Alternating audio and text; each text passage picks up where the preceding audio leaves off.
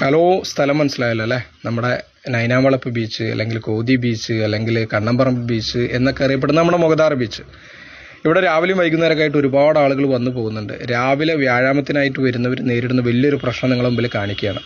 ഇതാണ് നേരിടുന്ന പ്രശ്നം. ഞാനിപ്പോൾ നിങ്ങൾക്ക് കാണിക്കുന്നത് ഈ 1 കിലോമീറ്ററിനകത്ത് കോർപ്പറേഷൻ സ്ഥാപിച്ചിട്ടുള്ള വേസ്റ്റ് ബോക്സുകൾക്ക് മുമ്പിലുള്ള കാഴ്ചയാണ്. ഈ കാണിക്കുന്നതൊക്കെ വ്യത്യസ്ത വേസ്റ്റ് ബോക്സുകളാണ്.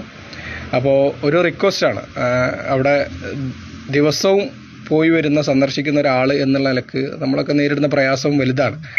അപ്പോൾ ഇതൊരു റിക്വസ്റ്റായിട്ട് തന്നെ നിങ്ങൾ പരിഗണിക്കുക. ഇവിടെ വന്നിരുന്ന് അവിടെ നിന്ന് വാങ്ങി കഴിക്കുന്നവരൊക്കെ വേസ്റ്റ് രണ്ടായി തരംതിരിച്ച് ആ ബോക്സിൽ തന്നെ ഇടാൻ ശ്രമിക്കുക.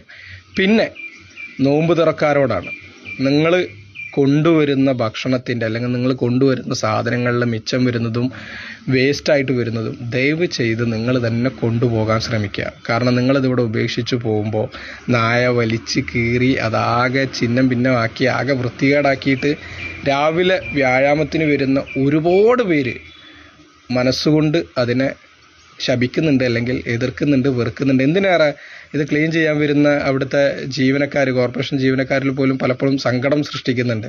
ഇതൊക്കെ നേരിൽ കാണുന്ന ഒരാൾ എന്നുള്ള നിലക്ക് നിങ്ങളുടെ മുമ്പിൽ അവതരിപ്പിക്കുകയാണ്. ദയവ് ചെയ്ത് മലീമസമാക്കരുത്.